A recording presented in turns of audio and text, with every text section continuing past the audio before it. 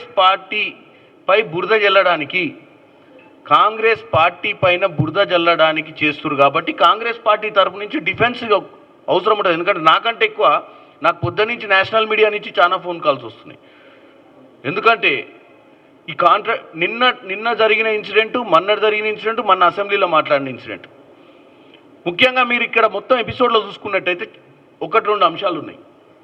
ఒకటి, 5వ తారీఖు నాడు ఇన్సిడెంట్ అనేది సరే జీవితంలో చాలాసార్లు గతంలో కూడా ఇలాంటి స్టాంపీడ్స్ జరిగినాయి. చాలా అత్రాస్లో జరిగింది ఉత్తరప్రదేశ్లో. ఒక స్వామీజీ ప్రోగ్రాం జరిగినప్పుడు అప్పుడు కూడా అరెస్టులు జరిగినాయి. అప్పుడు కూడా ఆ స్వామీజీని పట్టుకున్నారు. అప్పుడు ఆ బీజేపీ ప్రభుత్వం ఉండే మరి వీళ్ళంతా మాట్లాడుతున్నారు. ఇప్పుడు వచ్చిన మహానుభావులు అంతా సెంట్రల్ మినిస్టర్లు, రైల్వే మినిస్టర్లు వీళ్ళందరూ మరి వాళ్ళు అక్కడ యోగి ఆదిత్యనాథ్ ప్రభుత్వం బ్రహ్మాండంగా నడుస్తుందని భారతదేశ వ్యాప్తంగా చెప్పుకుంటే యోగినాథ్ ఆదిత్య గవర్నమెంట్లోనే ఒక స్వామి పెడితే 100 మంది చచ్చిపోయారు.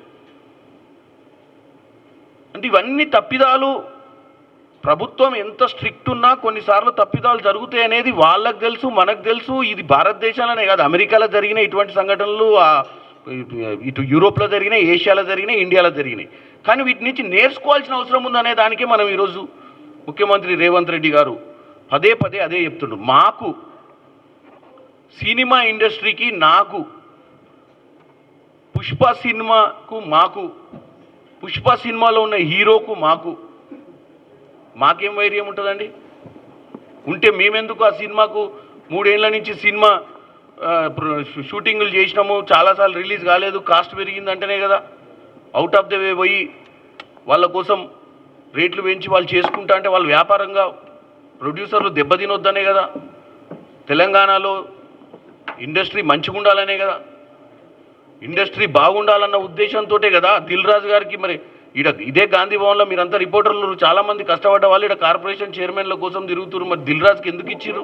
దిల్ రాజుకి ఇవ్వడానికి కారణం ఏంటంటే ఆ ఇండస్ట్రీకి సంబంధించిన వాళ్ళకి ఇస్తే ఆ ఇండస్ట్రీలో ఉన్న సమస్యలు ముఖ్యమంత్రి గారి దృష్టికి వస్తే ముఖ్యమంత్రి గారు ఆ ఇండస్ట్రీలో ఉన్న సమస్యలను సానుకూలంగా స్పందించి పరిష్కరిస్తారని ఆయనకి ఇచ్చినాం కదా. లేకపోతే ఎవరికో సమస్యలు తెలియని వాళ్ళకు, ఒక మా ఎక్స్ వైస్ ప్రెసిడెంట్కో లేకపోతే కాంగ్రెస్ పార్టీలో ఏ ఎమ్మెల్యే టికెట్ ఆశించి రానులకో ఆ కార్పొరేషన్ చైర్మన్ అడుగుతుండే. ఇస్తే ఆ సమస్యల మీద వాళ్ళకి అవగాహన ఉండదు. ఇలాంటి సమస్యలు వచ్చినప్పుడు వాళ్ళు కనెక్టెడ్ ఉండరనే మనం ఒక కీలకమైన వ్యక్తికి, ఒక ప్రొడ్యూసర్కి, ఒక డిస్ట్రిబ్యూటర్కి, ఈ ఇండస్ట్రీని తెలంగాణ గొప్పగా చెప్పుకునేటువంటి వ్యక్తికి ఇచ్చినాం. ఇండస్ట్రీలో ఒకప్పుడు ప్రొడ్యూసర్లు అంతా అటు ఆంధ్ర రాష్ట్రం నుంచే ఉండేది. అటువంటి ప్రొడ్యూసర్ల యుగంలో దిల్ రాజు అనే ఆయన ఒక బ్రాండ్ మార్క్. అటువంటి ఆయనకి ఈరోజు మనం ఇచ్చి సత్కరించుకొని ఆయనకి ఇచ్చి ఆయనతోటి సమస్యలు పరిష్కరించాలన్న ఆలోచనతోటి రేవంత్ రెడ్డి గారు ఇటువంటి నిర్ణయం తీసుకున్నట్టు తెలంగాణ ప్రజలకు చెప్తున్నాను. ముఖ్యంగా ఈ ఇండస్ట్రీలో పనిచేసే కార్మికులు, ఇండస్ట్రీలో పైన పెద్ద హీరోలు కోట్ల రూపాయలు సంపాదించుకోవచ్చు, పెద్ద ప్రొడ్యూసర్లు ఉండొచ్చు, డైరెక్టర్లు ఉండొచ్చు, కానీ ఇండస్ట్రీ మీద 1000 మంది బతుకుతుర్రు. ఇలా చిత్రసీమ కాలనీ వాళ్ళ ఫిలిం నగర్ నుంచి మొదలు పెడితే అంజయ్య గారి ప్రభుత్వం ఉన్నప్పుడు ఇక్కడ సినిమా ఇండస్ట్రీని తీసుకొచ్చే ప్రయత్నాలనే ఫిలిం నగర్ అనే దాంట్లో, ఫిలిం నగర్ అని జూబ్లీహిల్స్ దగ్గర ఒక ల్యాండ్ని సినిమా యాక్టర్స్కి ఇచ్చి మరీ చెన్నై నుంచి యాక్టర్స్ని ఇక్కడికి మూవ్ చేయడం జరిగింది.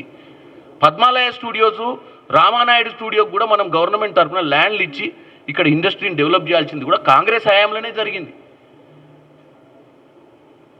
కాంగ్రెస్ అనే పార్టీ అందరూ బాగుండాలని కోరుకుంటుంది. ఇటు పెట్టుబడి పెట్టి 1000 మందికి ఉద్యోగాలు ఇచ్చేటువంటి వ్యాపారం చేసుకునేటువంటి ప్రొడ్యూసర్ నుంచి మొదలు పెడితే కింద ఉన్న కార్మికునికి ఏదైనా కష్టం వచ్చినా స్పందించేటువంటి పార్టీ కాంగ్రెస్ పార్టీ.